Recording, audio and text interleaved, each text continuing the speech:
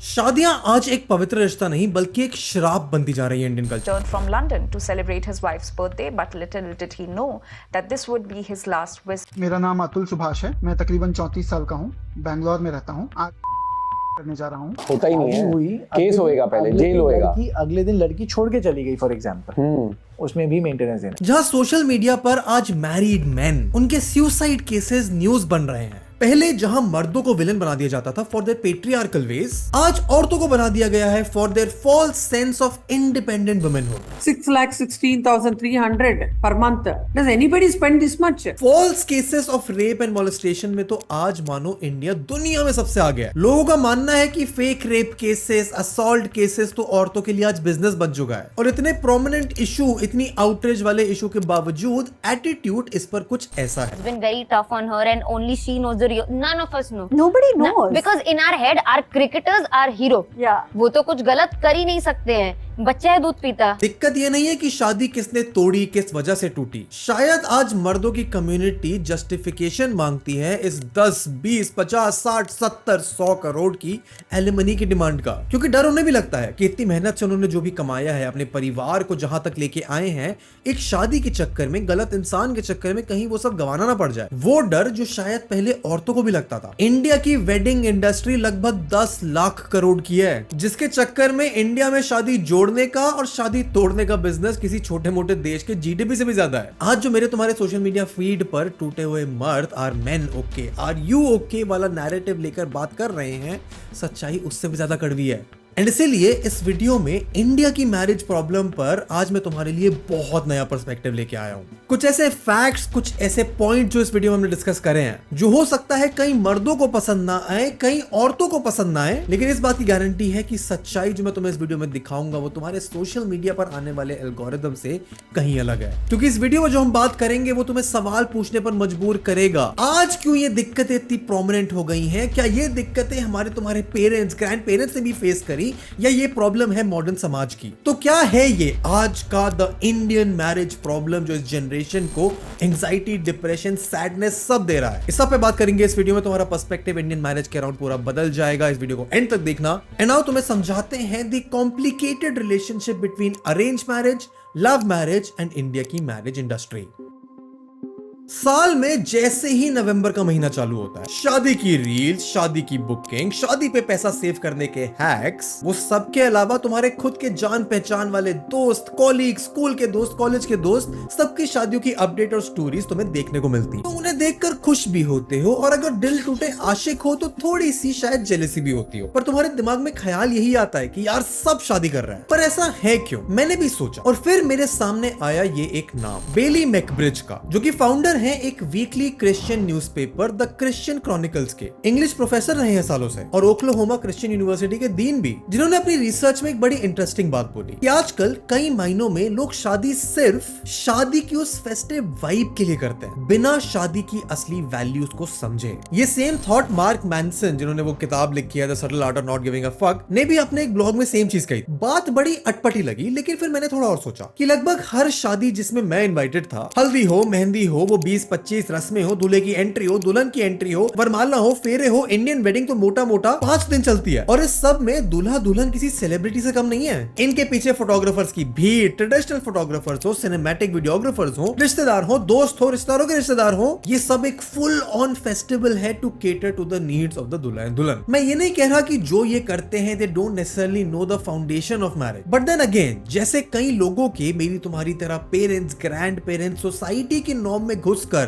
Pressure में आकर शादी के रिश्ते में घुसते थे, आज हमारी जनरेशन कई महीनों में वो रेनबो और sunshine of the wedding function की वाइब को फील करने के लिए शादी को एक बड़ा इवेंट बनाती है, जिसके पीछे हमारे तुम्हारे माता पिता की लाइफ सेविंग्स और एस्पिरेशंस भी लगती हैं। क्योंकि लव मैरिज हो या अरेंज, खर्चा तो होता है। इंडिया के बाहर या फिर वेस्ट में शादी कई महीनों में एक इंडिविजुअल या पर्सनल एंडेवर होता है। हमारे यहाँ इसे एक कल्चरल नेसेसिटी माना जाता है। हमारे हिंदू कल्चर में जो 4 स्टेजेस ऑफ लाइफ हैं, ब्रह्मचर्य, गृहस्थ, वनस्पत एंड संन्यास, ये सुनने में शायद आज की मॉडर्न यूथ को उतनी अट्रैक्टिव ना लगे, अटपटी लगे, लेकिन ये कल्चर इतना डीपली एम्बेडेड है इंडिया में कि चाहे मैट्रिमोनी साइट हो या तुम्हारे अगल बगल के रिश्तेदार, सब इस फिलॉसफी से इन्फ्लुएंस। हमारे स्टेजेस होते हैं लाइफ के, बराबर है। हमारे कल्चरल आप पढ़ लो, you know, all our books will talk about it. हमारे धर्म के बारे में पढ़ लो कि सेकंड स्टेज होता है घर गृहस्थी, और घर गृहस्थी आप अकेले नहीं कर सकते हो।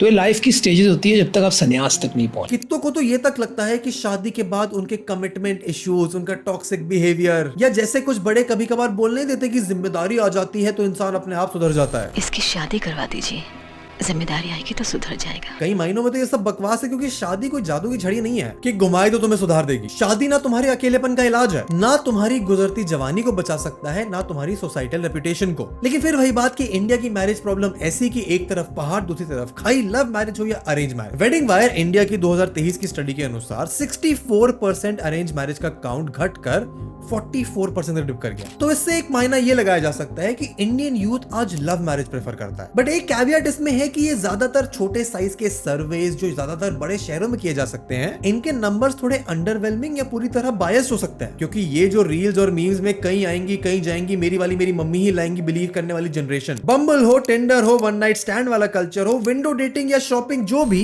2018 की बीबीसी रिपोर्ट के अनुसार इंडिया में अगर 1,60,000 मिडिल क्लास हाउस होल्ड्स की बात करें तो सिर्फ 3% कपल्स ने लव मैरिज करी थी। और अगर European association of popular studies की 2024 की रिपोर्ट की माने तो इंडिया में 81% मैरिजेस परिवार तय करते हैं विद अ स्ट्राइगरिंग 94% सक्सेस रेट। लेकिन ये अरेंज मैरिज का चक्कर कुछ अजीब सा है, कल्चरल है, ट्रेडिशनल है, लेकिन अपने आप में इसके भी कई कंसर्निंग फैक्ट्स हैं। They used to go to some prospective bride's house and not even talk, just observe her, and then in the car ride back home, the entire conversation would almost always center only around her physical attributes. Her belly was showing, so there were some stretch marks there. लड़की मोटी ज्यादा है, लड़की पतली ज्यादा है, लड़की का रंग दबा हुआ है, बैकग्राउंड चेक में लड़की का अफेयर था मालूम पड़ गया, और ना जाने ऐसे कितने सवाल, ऐसे स्टेटमेंट सामने आते हैं इस अरेंज मैरिज के कॉन्सेप्ट में। और ये सिर्फ लड़की के लिए नहीं है, लड़के को भी झेलना पड़ता है। सर पे बाल कम है, तोंद निकली है, उम्र ज्यादा हो गई है, मतलब दिखते कैसे है वो इंपॉर्टेंट है, पर कंपैटिबिलिटी पर कोई सवाल नहीं पूछे जाते। वो तब पूछे जाएंगे जब लड़का और लड़की अपने फिजिकल एट्रीब्यूट्स वाले टेस्ट को पास कर लेंगे। लेकिन बात डरावनी तब होती है जब आपको पता चले कि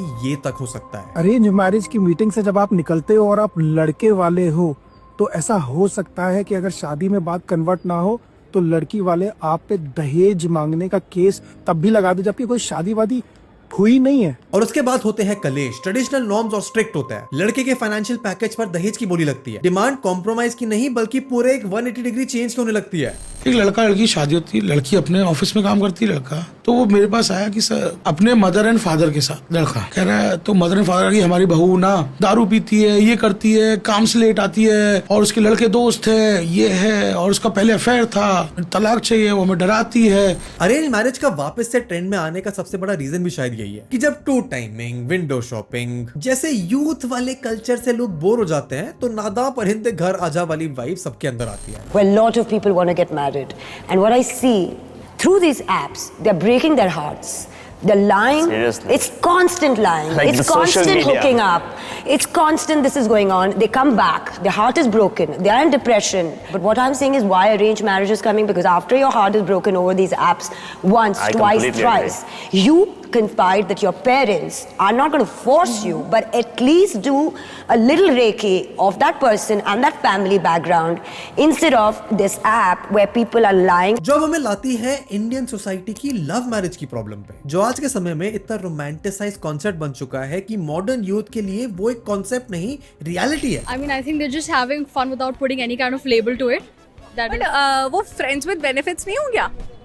I think यहाँ पे थोड़ा I mean, it's not just the physical aspect of it, but I think they'll do everything that whatever you do when you're in a relationship, but then you won't put a label to it. Friends with benefits, I don't think.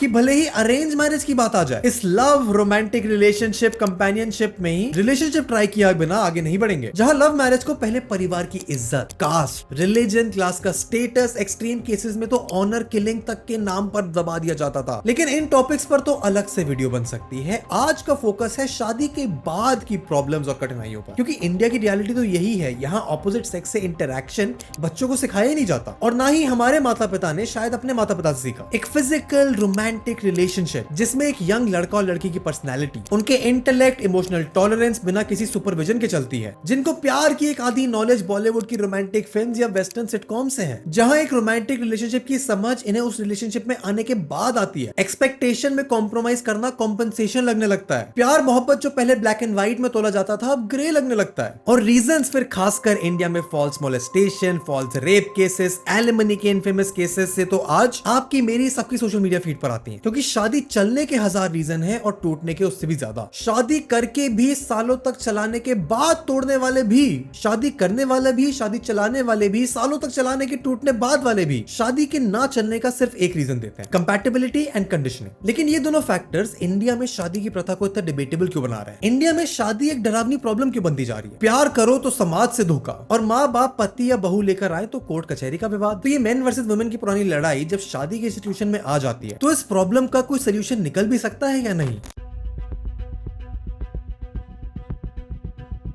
India में लोग खाने, कपड़े और मकान पर इतना खर्चा नहीं करते जितना एक शादी में करते हैं। ये बिग फैट इंडियन वेडिंग का कल्चर सालों से सिर्फ बूम पर है। इसका शायद ही कभी डाउनफॉल आया हो, क्योंकि डिवोर्स होगा या नहीं होगा इस बात का नहीं पता, पर शादी होगी ये सबको पता है। और इसके पीछे कई बिलियन डॉलर की इंडस्ट्री फंक्शन करती है। ये श्रीलंका के जीडीपी से ज्यादा है। इंडिया में जनरली एक शादी की 3 स्टेजेस में, pre wedding, wedding and post wedding, सब में इंडस्ट्री घुसी है। फिर चाहे वो $300 मिलियन की मैच मेकिंग साइट्स हो, जीवन साथी, शादी.com, मैट्रिमोनियल.com, even Tinder, Bumble, Hinge, catering to the post marriage branch. क्योंकि पोस्ट वेडिंग मार्केट में तो पूरा का पूरा हॉस्पिटैलिटी सेगमेंट घुसा है इसे केटर करने के लिए। हनीमून पैकेजेस, बड़े बड़े 5 स्टार होटल्स के डिस्काउंट, और अगर मेन शादी की बात करी जाए तो ना जाने कितने वेन्यूज, वेंडर हायर करने के लिए मार्केट, टेक का मार्केट, एंटरटेनमेंट, इवेंट मैनेजमेंट। मतलब the idea of a big fat Indian wedding सिर्फ सेलिब्रिटीज तक सीमित नहीं है। वो चाहे आपके पड़ोस के शर्मा जी हो, गुप्ता जी हो, मिश्रा जी हो, सब इस वेडिंग इंडस्ट्री में दबाकर खर्चा कर रहे हैं। Confederation of all India traders की 2023 रिपोर्ट के अनुसार इंडिया की 35 लाख शादियों में कुल 4.74 लाख करोड़ का रेवेन्यू जनरेट किया। एंड इतने बड़े नंबर्स हमारे आसपास एक्सट्रावेगेंस को देखकर एक थॉट दिमाग में आता है कि ये इंडस्ट्री मेजरली किस तरीके की वेडिंग को केटर कर रही है। तुम्हारे माँ बाप तो तुम्हें टिंडर पर लाकर बहू नहीं देंगे। शादी.com पर तो शायद तुम्हारे पेरेंट्स को आईडी पासवर्ड जनरेट करना भी ना आता। और तब जब आज कई मायनों में अरेंज मैरिज को एक पुरानी सोच की तरह माना जाता है और लव मैरिज को the modern cool trend to follow बताया जाता है। शादी करके किसी और के घर आए फिर उसी के साथ सोना awkward लगता है। मैं कैफे के 2023 के एक रिसर्च की माने तो 75% इंडियन डेटिंग एप्स पर अपने लाइफ पार्टनर की तलाश करते हैं, जिसके चलते इंडियंस की डेटिंग ऐप पर गिनती 20 मिलियन से बढ़कर 2023 में 80 मिलियन तक पहुंच गई थी। अगर इस अंडररेटेड हॉस्पिटैलिटी के सेक्टर पर 60 MB की 5-10 डेटिंग ऐप का बोलबाला है, तो इंडिया के लॉ में, लीगल एनवायरमेंट में, environmental, property, human rights lawyer के बीच बोलबाला है डाइवोर्स लॉयर्स का। क्योंकि ऐसे मामले तो सुनने में बहुत मिलते हैं कि लड़की पर एक उंगली भी नहीं उठाई गई, लेकिन लॉयर एक पूरी script fill in the blanks लड़की से लिखवाकर सामने ला देगा कि लड़की के साथ हरासमेंट हुआ, डाउरी मांगी गई, डोमेस्टिक अब्यूज हुआ या मारने तक की धमकी दी गई। मेरे साथ चीटिंग हुई है। अब चीटिंग का तो कोई केस बनता नहीं है कि I had sex with the guy और I emotionally invested in the guy on the basis of his promises of love, तो इसलिए चीटिंग हुई। वो तो होती नहीं। या तो लड़की जाती है वकील के पास, वकील बोलता है मैडम मैं आपको देता हूँ, और वो लिटरली जाता है अपने स्टेनोग्राफर के पास, हाँ भाई निकालो 376 का कंप्लेंट, और लिटरली बस फिल इन द ब्लैंक्स, मेरा नाम ये, इस आदमी से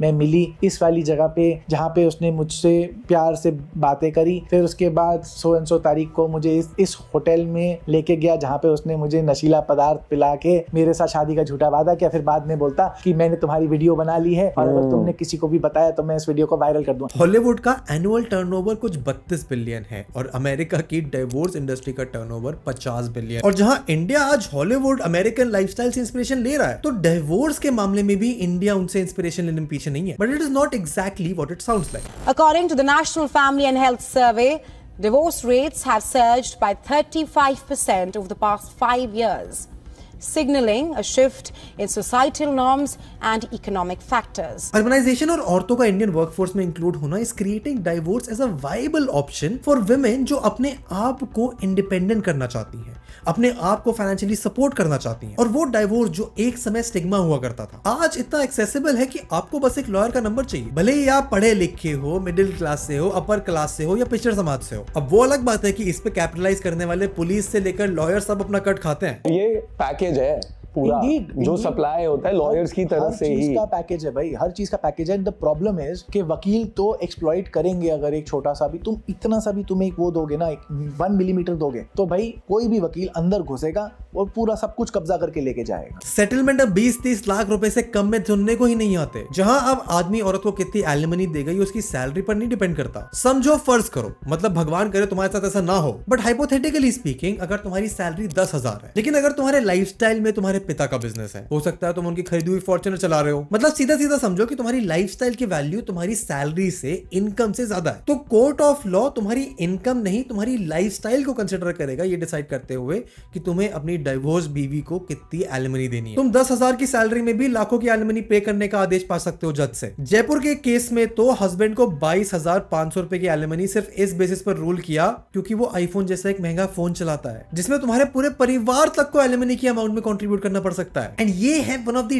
dark scenarios of the divorce industry in India. Prenups या एक प्रीनप्शियल एग्रीमेंट जो एक डॉक्यूमेंट होता है जो शादी करने वाला कपल अपनी शादी से पहले साइन करता है, जिसमें एग्रीमेंट होता है कि शादी टूटने पर कौन किससे कितना फाइनेंशियल चीजें डिमांड कर सकता है। इंडिया में ये एग्रीमेंट बनवाना इलीगल है क्योंकि इंडियन जस्टिस सिस्टम शादी को एक सेक्रेट कोड मानता है, मतलब कोई भी कसर नहीं छोड़ी जाती है on capitalising in the destruction of to houses, जहां किसी को भी नहीं बख्शा जाता। चलो ये तो एक लॉस्ट कॉज है, लीगल सिस्टम का फेलियर है, इसमें विक्टिमाइज लोगों की मेंटल हेल्थ, फिजिकल हेल्थ पर ज्यादा हवा नहीं उड़ती। लेकिन उससे भी बड़ी बात कि ये शादी के नॉर्म में ये पढ़े लिखे मर्द या इंडिपेंडेंट औरतों की कंडीशनिंग कैसे होती है? क्या ये सोशल मीडिया पर वायरल होने वाले मर्द औरत पेट्रियार्की के विक्टिम है या फेमिनिज्म के? मतलब चलता क्या है इन लोगों के दिमाग में एज अ मैन और वुमेन शादी के कॉन्सेप्ट के बारे में, जो आज मैरिज जैसे लाइफ के इतने बड़े कमिटमेंट को एक पैसा कमाने के जरिए की तरह ट्रीट कर रहे हैं। दोनों डाउरी और एलिमनी का खेल ऐसा कि न्यायालय अब एक अन्याय का सेंटर बन चुके हैं, जिसके चक्कर में आज की जनरेशन वन नाइट स्टैंड करेगी, डेटिंग ऐप पर टू टाइमिंग करेगी, पर शादी से भागेगी।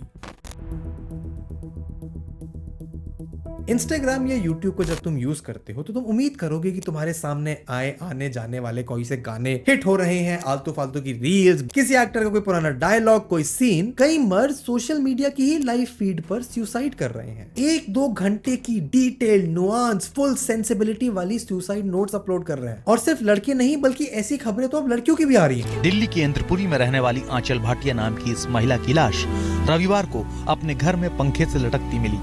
मौत से ठीक एक दिन पहले आंचल ने अपने फेसबुक स्टेटस पर लिखा था, मैं अपने प्रेमी या पति से बहुत ज्यादा अपेक्षा नहीं कर रही, बस हमें जीवन में ऊंचे आदर्शों के साथ जीना सिखाया। जहां या तो डाउरी केसेस के चक्कर में या फिजिकल मेंटल हैरासमेंट के चक्कर में सुसाइड अटेम्प्ट्स हो रहे हैं। शादी को एक इंसान की लाइफ में, स्पेशली हमारे हिंदू इंडियन कल्चर में, एक स्टेबिलिटी, जिम्मेदारी समझाने वाला, अपनी जिम्मेदारी पर डिपेंडेंट लोगों की इंपॉर्टेंस समझाना। क्योंकि आज माँ बाप डरे हुए हैं कि ना जाने कब कोई ऐसा टोटका लगा देगा कि लॉ और रेगुलेशन में पूरा परिवार बर्बाद हो जाएगा। क्योंकि ऐसे केसेस खबरों में आते हैं जहाँ शादी 4 महीने नहीं चली, कई बार हफ्ता भर भी नहीं चलती, चलता है बस तमाशा। लड़की 1 या 2 दिन रही है या 4 दिन रही है या महीना भर रही है, घर जाती है कुछ बहाना मार के कि मैं कुछ दिन में आती हूँ, और उसके बाद सीधा डालती है केस, और केस में भाई FIR करवाती है, डाउरी हरासमेंट, एक डोमेस्टिक वायलेंस की एक पिटीशन डालती है कि मेरे साथ डोमेस्टिक वायलेंस हुआ है तो मुझे कॉम्पनसेशन मिलना चाहिए, मुझे पैसा मिलना चाहिए। और तीसरा एक वो मेंटेनेंस का केस डाल देती है कि भाई मैं अबला नारी हूँ, मेरा पति बहुत पैसा कमाता है, मुझे मेंटेनेंस मिलना चाहिए। हिंदू मैरिज एक्ट के अनुसार शादी को रजिस्टर कराना कोई कंपल्जन नहीं है। तो समझो कोई भी लड़की ने कितनी शादी कर ली है, डाइवोर्स लेकर एलिमनी अमाउंट ले रही है, पता ही नहीं लग सकता। It is very sad in fact. तो एक बात बता, like I have a question here, जब मैरिज होती है, रजिस्टर होती है, तो कोई पोर्टल नहीं है जहाँ शादी का पता चले हमें? जरूरी नहीं है कि रजिस्टर हो, रजिस्ट्रेशन इज नॉट कंपलसरी पर से, हिंदू मैरिज एक्ट के अकॉर्डिंग। या किसी आदमी ने डाउरी के चक्कर में अपनी पिछली शादी में क्या कर्म कांड किए हैं जब तुम्हें पता ही नहीं चलेगा कि सामने वाले की इससे पहले कितनी शादी हो चुकी है। तो फिर बैकग्राउंड चेकिंग, शादी जहाँ हो रही है वहाँ पड़ोसियों से बात, ये मेहनत करना सबके बस की बात नहीं है। क्योंकि ऐसे फॉल्स केसेस अगर कोर्ट में पहुंच भी गए तो ना लॉयर्स ना जज इन पर ध्यान भी नहीं देते कि ये केस फ्रॉड है। लेकिन कोर्ट के चक्कर काटने वाला वो फ्रॉड तो बन गया विक्टिम समाज का। और सेक्शन 354 IPC के अंतर्गत विक्टिम का नाम डिस्क्लोज करने की अथॉरिटी किसी के पास नहीं होती। और कल को अगर ये लोग, स्पेशली अ वुमेन इन फ्रॉडिया केस में पकड़ी भी जाती है तो there is no way through law कि इनका नाम रिवील करा जाए। कर्नाटक की एक वुमेन ने 7 शादियां की, विद इन मंथ्स डाइवोर्स दिया और सबसे एलिमनी अमाउंट ली, जहां औरत पर जज ने मलिशियस अटेम्प्ट अगेंस्ट लॉ का आरोप भी लगाया, but there was no punishment for her. Petitioner is the 7th husband. 7th husband. You are the 7th husband. Term date as 6 husbands case. So 7th and go 3. Yes. And against everybody 498 and filing the maintenance against every husband. This is going to be the exemplary costs on you. You are playing with the law. Another proceeding for malicious prosecution. ये maintenance फी का legal norm बनाया गया था उन औरतों की help करने के लिए जो शादी से पहले अपने पिता पर डिपेंडेंट थी और शादी के बाद अपने पति पर। थोड़ा सा बैकग्राउंड समझोगे तो आपको समझ में आ जाएंगी चीजें, क्योंकि अभी still many people are living in rural areas, तो जहाँ पे the girls are totally dependent either on the father और द हस्बैंड। तो जब उनके बीच में डिस्प्यूट होता था, बाप तो बोल देता था कि बेटी लड़के मेरे घर पे मत आना, लेकिन बेटी अगर वहाँ पिट रही है, बेटी के साथ कुछ गलत हो रहा है और वहाँ पे जब हस्बैंड से डिस्प्यूट पड़ गया तो उसके बाद हस्बैंड बोलता है क्या कि चल अब अपने घर चली जा, तो एटलीस्ट उसको अपना गुजारा करने के लिए she is not able to earn, भिखारी की जिंदगी तो नहीं होनी चाहिए ना, तो उसके लिए ये कॉन्सेप्ट आया था। लेकिन आज इसके रेट्स आसमान छू रहे हैं, जिसका इस तरीके से फायदा उठाया जा रहा है कि आदमी जज के सामने भीख मांग रहा है, ये तक कह दे रहा है कि सर जेल कर दो, हम मेंटेनेंस नहीं दे पाएंगे। Section 24 of the Hindu marriage act के चलते हस्बैंड भी मेंटेनेंस फी डिमांड कर सकता है अपनी वाइफ से, लेकिन ज्यादातर वो रिक्वेस्ट खारिज कर दी जाती है, क्योंकि for some apparent reason law औरतों को एक बच्चे की तरह ट्रीट करता है और आदमियों को एक एडल्ट की तरह, कि गलती करी है, कमिटमेंट करी है तो अब पे करो और भुगतो। पूरे लॉ में सिर्फ एक प्रोविजन है जहां हस्बैंड अपनी वाइफ से मेंटेनेंस क्लेम कर सकता है, सिर्फ एक provision, that is section 24 Hindu marriage act. तो उसके अंदर husband is also entitled to maintenance from the wife. लेकिन अगर 10 केस फाइल होते हैं ऐसे और 10 एप्लीकेशन लगती हैं तो 10 में से 8 एप्लीकेशन होंगी जो डिसमिस हो जाएंगी। और अगर मेंटेनेंस से लड़ने के लिए आदमी कोर्ट में दलील लगाए तो भी आदमी की भागदौड़ ऐसी कि वो अपने रिजल्ट तक पहुंचने से पहले ही हार मान जाए। लेकिन वो एप्लीकेशन फाइल करने के लिए एक सेपरेटली केस फाइल करना पड़ता है, उसका डाइवोर्स का केस पेंडिंग होना चाहिए या जुडिशियल सेपरेशन का केस होना चाहिए, तो वो केस अगर फाइल होगा तो उसके अंदर ही एप्लीकेशन लगती है। But generally wife does not file divorce case, only husband takes the initiative कि डाइवोर्स केस फाइल कर देता, फिर वो डाइवोर्स केस फाइल करेगा। अच्छा, मेंटेनेंस के लिए अगर हस्बैंड सेक्शन 24 की एप्लीकेशन लगा भी ले और डाइवोर्स हो जाता है, अभी कुछ टाइम पहले का मैं एक एग्जांपल दे रहा हूँ आपको, न्यूज़ में पढ़ा था मैंने कि किसी हस्बैंड ने अपनी वाइफ के अगेंस्ट डाइवोर्स का केस फाइल किया on the ground of cruelty. Court बोलता है कि yes your wife's behaviour was cruel to you, so I am granting you the decree of divorce. Now you pay 30 lakh rupees as alimony to the wife. Alimony can only be claimed by the wife and never the husband. Never the husband. तुमने शादी की, लड़की एक दिन के लिए तुम्हारे घर में रही और अगले दिन she leaves and files for divorce and harassment, उस पे भी men are the brutal victims. लड़की आई 1-2 दिन बाद घर चली जाती है, फिर ये करती है, फिर ये करती है। I have this one client very close to my heart because of certain reasons. I mean, the girl goes back home. लड़की जाती है 2 दिन बाद मायके और लड़का जब जाता है तो उसको लड़के का ससुर बिठा लेता है, देखो जी मैंने शादी में तुम्हारे 20 लाख खर्च करे, आज के आज अभी 20 लाख रुपए दो, मेरी बेटी तुम्हें पसंद नहीं करती, नहीं तो मैं तुम्हें जाने नहीं दूंगा। और ना जाने ऐसे कितने केसेस हैं जहां लॉ का गलत इस्तेमाल करके नॉन बेलेबल ऑफेंसेस लगा के, नॉन बेलेबल मतलब अगर ये ऑफेंसेस रजिस्टर हुए तो तुरंत जेल, ये ऑफेंसेस की भरमार लगी हुई है, जहां परिवार के परिवार फिजिकली और मेंटली हरास होते हैं। जहाँ वाइफ पुलिस स्टेशन जाती है और उसके गले पे यहाँ निशान है, बोलती है कि मैं अभी घर से निकल के आई हूँ और मेरे पति ने, ससुर ने, सास ने चुन्नी से मेरा गला दबाने की कोशिश की, तो 307 भी लगती है, अटेम्प्ट टू मर्डर। इसके अलावा जो फादर इन लॉ है उसके ऊपर लग जाता है, छेड़खानी का लगता है, that is also non bailable. इसके अलावा वो बोलती है कि मेरी मर्जी के अगेंस्ट अबॉर्शन कर दिया, दैट इज़ नॉन बेलेबल।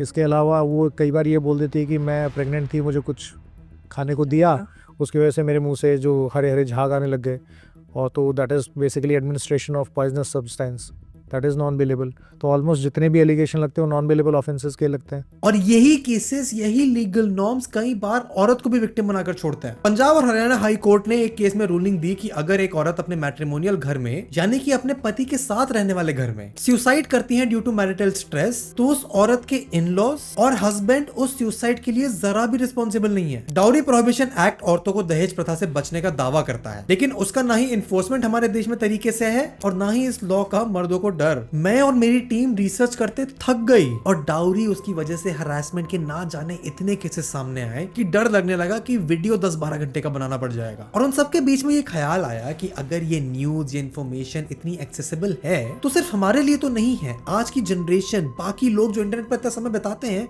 उनके लिए भी होगी। हम जो थोड़ा बहुत समाज को जान चुके हैं, समझ चुके हैं, इन खबरों को सुन के थोड़ा कॉशनरी हो चुके हैं, लेकिन जेन जीज या मॉडर्न जनरेशन तो अपना ज्यादा समय इंटरनेट पर बिताती है, वो इससे, इस रिश्ते के बारे में, शादी के बारे में शायद कुछ और समझ रहे हैं। मुझे पूछे कि क्या पुरुषों में या क्या लड़कों में एक झिझक है अब रिलेशनशिप्स और मैरिज की तरफ? डेफिनेटली परसेंटेज बहुत कम है, there is no doubt about it, but it is increasing because of the way they are seeing things happening around them. कि किसी बहुत सारे भाई केसेस को, लाइमलाइट हो गए, किसी फ्रेंड को, किसी प्रोफेसर को, किसी टीचर को, किसी कोलीग को झूठे रेप केस में, झूठे डाउरी केस में, झूठे मॉलेस्टेशन केस में फंसा लिया गया। ब्रेकअप हो गया तो लड़की पुलिस थाने पहुंच गई। डेटिंग एप्स पे स्कैम्स हो रहे हैं। जहां एक समय लड़कियां एक टॉक्सिक पेट्रियार्की से भरी सोसाइटी के अगेंस्ट एंग्स्ट रखती थी, शायद उससे डरती भी थी, आज वही हाल मर्दों का है, जहां वुमेन सेंट्रिक लॉज या सूडो फेमिनिज्म की आड़ में मर्दों का एक्सप्लॉयटेशन हो रहा है। लूजिंग एंड पे देखने लगे हैं लड़के अपने आप को इन मतलब हेटेरोसेक्सुअल हमारा तो रिलेशनशिप। बस लॉस ही होने वाला है। अगर बातें बेस्ट इंटेंशंस भी हो फिर भी अगर बातें बिगड़ गई हाँ। तो खामियाजा सारा आपको भरना पड़ेगा, फाइनेंशियली, इमोशनली, फिजिकली, लीगली, चाहे आप गलती पे थे या नहीं थे। जहां आज ये हाल है घर तोड़ने के लिए। People are free now and they want to do what they feel like doing. Before it was more like a social pressure and divorce was a taboo. It's not a taboo anymore. So when people don't feel comfortable, they just go for it and there is no social pressure. ये generation देख रही है रोज कि सिर्फ fraud या reason की वजह से नहीं, ये एक बेहद अनरीजनेबल एटीट्यूड रखते हैं, एक इनडिफरेंट एटीट्यूड रखते हैं टुवर्ड्स डिवोर्स, क्योंकि ये सारे केसेस वो आसपास देखते हैं, इनके बारे में सुनते हैं, और इसके चलते जो सवाल उनके दिमाग में चलता है वो ये नहीं है कि शादी मेरी अच्छी चलेगी या नहीं, बल्कि ये कि शादी जरूरी भी है या नहीं। क्योंकि national statistic office youth in India report 2022 की सर्वे के हिसाब से 23% of the youth don't want to get married, जो पहले 17% था। You government CPR millennial survey shows कि अब तो 19% मिलेनियल्स शादी छोड़ो पेरेंट्स भी नहीं बनना चाहते। बम्बल एक डेटिंग साइट अपने सर्वे में पाती है कि 67% वुमेन लॉन्ग टर्म रिलेशनशिप में आना चाहती हैं, लेकिन सिर्फ 30% शादी के बारे में सोच रही हैं। अनमैरिड यूथ अपने ऑल टाइम हाई पर है, शादी करने की एज प्रेफरेंस अब 22-25 साल से बढ़कर 30-35 हो रही है। और मेरे पास इस सवाल का जवाब नहीं है कि क्या कभी ये डर या एक नया स्टिग्मेटाइज्ड नोशन हमारे दिमाग से, हमारे जहन से, हमारे समाज से कभी जाएगा भी या नहीं। और डर तो इस बात का भी है कि अगर लॉज रिफॉर्म नहीं हुए, भारतीय संविधान की जिन चीजों को समाज की भलाई के लिए लाया गया था उनका गलत इस्तेमाल होने से नहीं रोका गया, तो क्या तुम्हारे बच्चे, हमारी आगे आने वाली जनरेशन सेफ है भी? क्या हम कुछ सुधार ला भी सकते हैं? क्या कोई उम्मीद है कि शादी जैसे एक सेक्रेड इंस्टीट्यूशन में लोगों को अपने जान और परिवार के लिए डर ना लगे?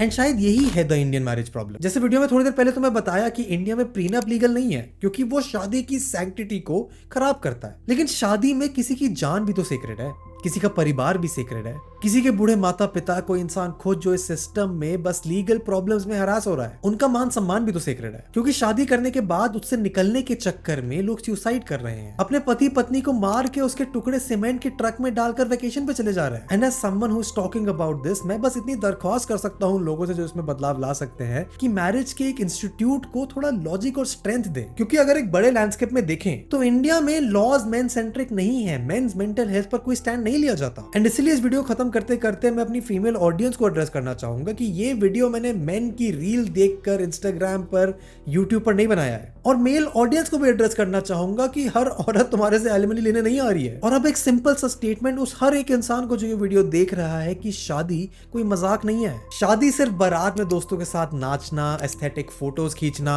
अपने दोस्त की शादी में, कजन की शादी में पार्किंग में ड्रिंक्स मारकर मेमोरीज बनाना नहीं है। शादी हनीमून, वेकेशन, इंस्टाग्राम पर शादी और वेकेशन की रील्स डालना भी नहीं है। शादी तुम्हारी लाइफ की, अगर तुम करते हो, उसमें बिलीव करते हो, तो शायद तुम्हारी लाइफ का सबसे इंपॉर्टेंट डिसीजन है। एंड जिंदगी में इतनी इंपॉर्टेंट चीज कभी आसान नहीं होती। बट इतनी फिलोसॉफिकल बातों के बावजूद आज के माहौल को समझते हुए शादी करने या शादी की प्लानिंग करने वालों को तो बस इतना ही कहा जा सकता है कि अपनी इस जिंदगी के इस सबसे बड़े डिसीजन को लेने या ना लेने की चॉइस को करने से पहले बहुत बार सोचने की तुम्हें जरूरत है।